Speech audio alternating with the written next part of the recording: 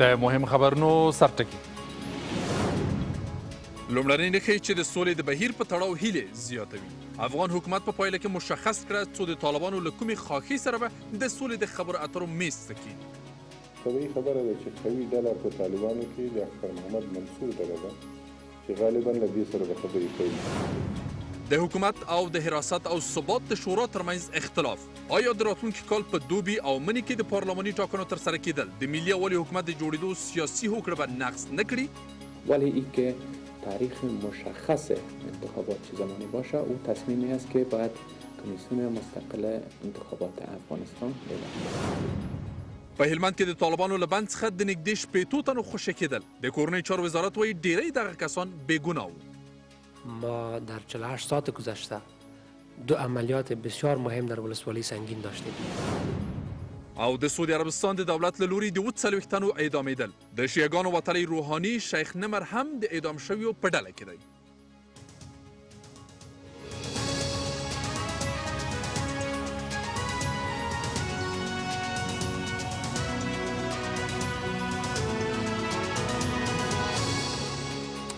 په خیر راغلی. په دې خبري ټولګي کې مو زه روح الله احمدزی هرکلی کوم. په دې هیله چې تر پایه مو ملتیا وکړئ.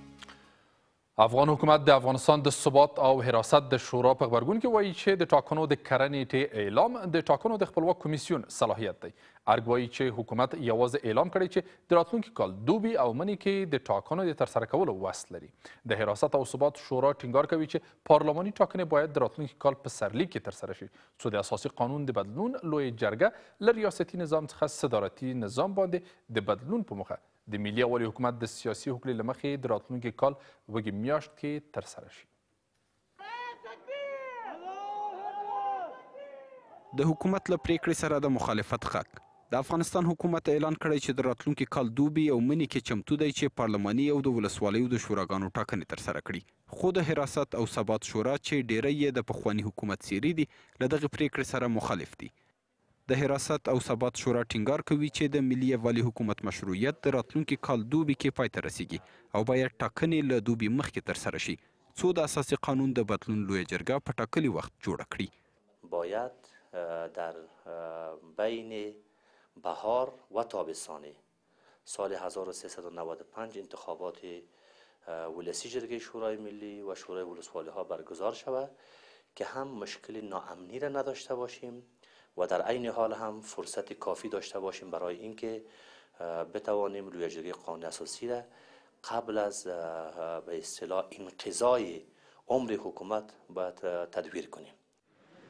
سره له دې چې اجرایي ریاست ویلي تر هغې چې د اساسي قانون لویه جرګه جوړه نشي د ملي یووالي حکومت مشروعیت لري. خو د حراست او ثبات شورا ټینګار کوي چې د ملي یووالي حکومت د جوړېدو د هوکړې له مخې د ملي یووالي حکومت مشروعیت د راتلونکي کال دوبي کې پای ته رسیږي. له دې سربیره حکومت بیا ټینګار کوي چې د پارلماني ټاکنو د ترسره کولو کره نیټې اعلان د ټاکنو خپلواک کمیسیون له صلاحیتونو څخه دی چې ډیر ژر به دغه کمیسیون جوړ شي. با در نظر داشته اوضاع و همچنان آمادگی هایی که از جانب حکومت نیاز بود ما اعلام کردیم که انتخابات ولسی جرگه و همچنان شوراهای ولسوالی های افغانستان در بین تابستان و خزان سال آینده برگزار میشه. ولی اینکه تاریخ مشخص انتخابات چه زمانی باشه او تصمیمی است که باید کمیسیون مستقل انتخابات افغانستان اعلام کنه. خو داسې ویل کېږي چې د راتلونکي کال دوبي او مني کې د ټاکنو د ترسره کولو د ټینګار پر ځای باید د ټاکنو شفافیت په اړه فکر وشي. این مهم نیست که در کدام تاریخ دولت خودشان تصمیم خود بگیرن در کدام تاریخ امنیت بگیرن، اما نمیشه بدیم ما در خانه خود کمپاین خود کنیم. موضوع کمپاین بسیار جزء مهم است. باید ما در هر نقطه در هر ولسوالی در هر قریه باید بریم کمپاین خود داشته باشیم. وبلیدل شي چې په پایله کې به حکومت پارلماني او د ولسوالیو د شوراګانو ټاکنې او د اساسي قانون د بدلون لویه جرګه کله جوړه کړي او آیا د حراست او ثبات شورا د حکومت پر وړاندې کولی شي د خپل دریځ ننګه وکړي او که نه. په هلمند کې د ځانګړو افغان امنیتي ځواکونو په عملیات کې 59 تنه د طالبانو له بند څخه خوشي شوي دي. د هلمند سیمه ییز چارواکي وایي چې ډیری دغه کسان چې له طالبانو سره بندیان وو بېګناه خلک وو. په همدې حال کې د کورنۍ چارو وزارت ټینګار کوي چې هلمند د دغه وزارت له لومړیتوبونو څخه دی او په تیرو 24 ساعتونو کې پکې 2 مهم عملیات ترسره شوي دي. د 950 تنه د خلاصون لپاره عملیات کوم چې له طالبانو سره بندیان وو. هغه عملیات چې د جمعې په شپه د هلمند ولایت نهر سراج ولسوالۍ د شورکې په سیمه کې ترسره شول. ویل کېږي چې ځانګړي ځواکونه په چورلو کې د طالبانو زندان ته نږدې ښکته شوي او وروسته یې د خلاصون عملیات پیل کړي. د هلمند والي ویان عمر ځواک وایي ډېری کسان چې طالبانو سره بندیان وو بېګناه خلک دي، خو ټینګار کوي د دې لپاره چې مشخص شي څومره یې پوځي او څومره نور یې ملکي دي. په اړه یې څېړنې روانې دي. سره له دې چې ویل کېږي له دغو ځینو یې 2 کاله مخکې د طالبانو لاسته ورغلي وو او تر اوسه د دغې ډلې په بېلابېلو زندانونو کې ساتل کېدل. تعداد 59 تن از اشخاص بیگناه که تحت در بند دشمن قرار داشت قوای خاص افغان توسط عملیات خود که دیشب به ساحه عملیات برانداخته بود توانستند که 59 نفر را از ساحه بیرون کنه و از زندان رها کند به ساحه شوراب برساند. بررسی جریان داره که از چه قدر وقت میشه به اینجا زندانی بودن خوب یک شکل منظم یا از زندان رها نمودن. دامګړی امنیتي ځواکونه د هلمند په ځینو برخو کې په تیره سنګین کې له طالبانو سره په جګړې بوخت دي. د کورنۍ چارو وزارت ټینګار کوي چې د هلمند د امنیت ټینګول یې له لومړیتوبونو څخه دي او د تیرو 24 ساعتونو په ترڅ کې پکې څو عملیات ترسره شوي. هنوز هم تمرکز نیروهای امنیتی افغانستان روی ولایت هلمند است.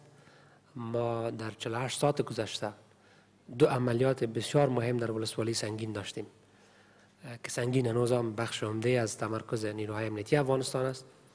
در قسمت اکمالات فرستادن مهمات تجهیزات هر آنچه که نیاز داشته نیروهای ما تکمیل شده. د هلمند ولایت وروستۍ میاشتې کې د امنیتي ځواکونو او طالبانو ترمنځ د سختو نښتو شاهد وو.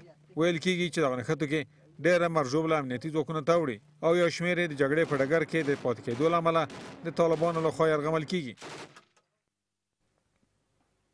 ولسي جرګې پاکستان د داعش په لوژستیکي ملاتړ تورن کړ. د ولسي جرګې لومړی مرستیال ټینګار کوي چې دغه کار موخې ته د رسیدو لپاره د نړۍ د زبر ځواکونو نوې پروژه ده. د ولسي جرګې یو شمېر غړي له رهبرانو غواړي چې په هیواد کې د ټولو ناامنیو ته باید ځواب ووایي. وروسته له هغې چې ظاهر قدیر حکومت له داعش څخه په ملاتړ تورن کړ، نن یې پاکستان باندې تور ولګاوه چې افغانستان کې داعش په ملاتړ او رهبرۍ کې لاس لري. د پاکستان پخوانی د کورنیو چارو وزیر رحمان ملک دا خبره افشا کړه چې د داعش د ډلې لومړۍ هسته په 2015 کال کې په ګجراواله کې کېښودل شوې ده. نوموړی ټینګار کوي چې افغانستان کې د داعش ډلې شتون د ځینو زبرځواکونو لخوا موخې ته د رسیدو لپاره وسیله ده.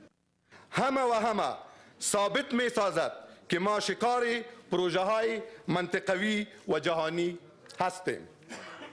حالا به در نظر داشت این موضوع بر ما لازم است تا بیدار شویم. ټاکل شوی چې دوشنبه په ورځ یو وزیر د ولسي جرګې لخوا استیضاح شي. هغه کار چې د ولسي جرګې یو شمېر غړي هغه حکومت باندې فشار راوړلو او اصلاحاتو په برخه کې ګټور بولي. در کابینه فعلی در کادرهای مهم وزارتخانه ها تعدادی از وزرا هستند که واقعا ناکارآمدند.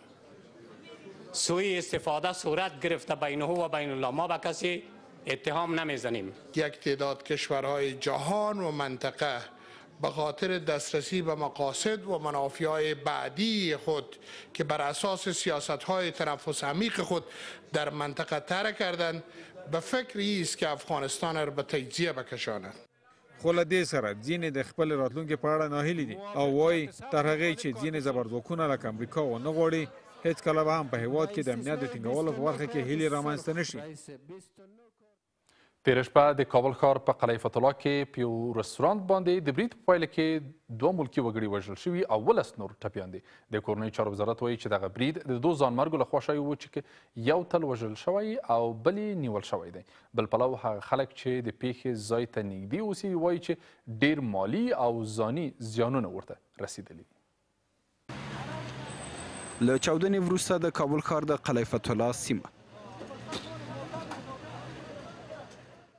د قلعه فتح الله په سیمه کې پر رستورانت باندې په برید کې یو ځانمرګی وژل شوی او بل یې ژوندی دی. د پیښې ځای ته غځېدلي واټونه د پولیسو لخوا تړل شوي او یو شمېر امنیتي ځواکونو د پاتې برید کوونکو د ځپلو په موخه هڅې کولې. لمبه بسیار زیاد شدید بود دیگه. همین خانم داخلش کلش برادر مکمل هزارمام و خانه کلش چاپه شد مکمل. یک کم روشنی شد بعد کل ما گریختیم باز از اونجا بچه ها کلشان پس تاو خوردیم آمدیم اینجا. د دغه ویډیو له مخې لږ وروسته ګڼې امنیتي ځواکونه د پاتې برید کوونکي په نیولو بریالي کیږي او دا ډول د کابل ښاریانو ویرې ته د پای ټکی ږدي. بعد از اینکه حمله توسط یک تروریست که در واسطه بوده انفجار میتن واسطه را و یک تن دیگه که در ساحه بوده و میخواسته بعد از حمله داخل رستوران شود این حمله صورت گرفته. خوشبختانه که فرد تروریست دوم بازداشت شده. 2 نفر از افراد ملکی که در ساحه بودن شهید هستند. یک نفر پرسنل امنیتی این رستوران بوده که به شهادت میرسه و یک طفل 12 ساله است و 18 نفر دیگه از اهالی نازخمی هستند که به شفاخانه انتقال داده شده. د شپې په سبا د هوا له رڼایي سره د برید له امله اوښتي زیانونه ډېر ښه لیدل کیږي. دلته ډېری کورونه ویجاړ شوي خو رسټورانټ چې د برید کوونکو اصلي موخه بلل شوې یوازې دغه برخه یې ویجاړه شوې. هغه شمېر ملکي وګړي چې دغه پیښه کې زیانمن شوي وایي چې دغه برید د دوی ژوند په خاورو بدل کړ. خدا که رحم کرده که ما موقع جور مانیم از بالا پایین شدیم یک معجزه است که اصلا سعی میکردی که از بالا چه رقم پایین شده اگر موش میبود موش زنده نمیمون. یک درد بیکاری که مردم نان نداره تمام روز در بدر سرگردان و آواره و مهاجر و دیگه و در دریا غرق میشن. این کفایت میکنه تو می خانه مردم رو به ایالت میرسونی. دی بسته کوچه خانه سالم نمانده نه برش مال مانده نه حال مانده.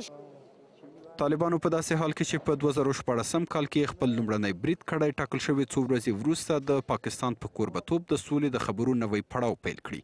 هغه خبرې چې تر اوسه څو ځلې له ماتې سره مخ شوي او د شنونکو په باور د طالبانو د بریدونو له دوام سره کیدای شي دا ځل هم د خبرې مثبتې پایلې ونه لري. دولتي ادارې بیا هم نه دي توانېدلې چې پراختیایي بودجې په بشپړ ډول ولګوي. د مالیې وزارت وایي چې په 1494 کال کې وزارتونه او دولتي ادارې توانېدلې چې په منځنۍ کچه 55 سلنه بودجه ولګوي او دغه وزارت هڅه کوي چې نوي مالي کال کې د پراختیایي بودجې د لګولو لپاره د دغه ادارې ظرفیت لوړ کړي. افغانستان چې د نورو هیوادونو پرتله جوړونې ته اړتیا لري او د دغې موخې د عملي کېدو لپاره دولتي ادارې پیسې ترلاسه کوي خو د کار په پای کې مسؤل وزارتونه د پراختیایي بودجو په نه لګولو سره له جوړونې یو ګام وروسته پاتې کیږي. له 183 میلیارډ افغانیو څخه چې د پراختیایي پروژو لکه د ښوونځیو واټونو اوبو بندونو او نورو پراختیایي برخو لپاره بیل شوي وي دولتي ادارو یوازې نږدې 100 میلیارډه افغانۍ لګولي دي. د مالیې وزارت د دغې تشې پر ډکولو ټینګار کوي چې په نوي مالي کال کې به د بودجې د لګولو برخه کې د دولتي ادارو ظرفیت لوړ کړي. این خود بیانگر از این است که ما نسبت به سال 1393 مصرف ما باز هم تاکید میکنم که با نظرداشت موثریت و مثمریت بلند بوده اما برنامه‌های بعدی ما این است که در سالهای آینده دیگه هم تلاش کنیم تا با ادارات مربوطه از نزدیک کار کنیم اونا در قسمت ارتقای ظرفیت خود کار کنه که چطور ظرفیت مصرف ایجاد کنه و چطور مصارف خود را بلند ببره. د پراختیایي بودجې نه لګول پانګونه کموي او د دې په خوا کې د دولت عواید به هم کم شي. د اقتصادي چارو شنونکي وایي که چیرې دولتي ادارې په همدې توګه پراختیایي بودجې ونه لګوي مرستندوی هیوادونه به خپلې مرستې کمې کړي او تر ټولو مهمه دا چې باورونه هم کمیږي. اکثر وقت بودجه انکشافی ما که تصویب میشه بودجه انکشافی ما تا آخر سال 12 الی 20% مصرف نمیشه این پول کلش میماند. در روز اول باید در شناخت پروژه و در وضعیت پروژه باید دقیق فکر شود که این پروژه امکانات تطبیقش در اوج آسیا نیستن و این از لحاظ اقتصادی برای قراردادی هم طاقت فرسا هستند. د 1394 کال پراختیایي بودجه 183 میلیارډ افغانیو ته رسیږي چې له هغو څخه وزارتونو او دولتي ادارو یوازې 55 سلنه لګولي. د برهان الدین رباني د ښوونې او روزنې د پوهنتون د پښتو ژبې د ادبیاتو د پوهنځي 123 زده کړیالانو نن د فراغت سندونه ترلاسه کړل. د پښتو ژبې د پوهنځي 22 پړاو فارغان د کار د زمینې د برابرېدو غوښتونکي دي او وایي له تحصیلي دورې وروسته د ځوانانو لویه ستونزه د کار او بوختیا نه موندل دي.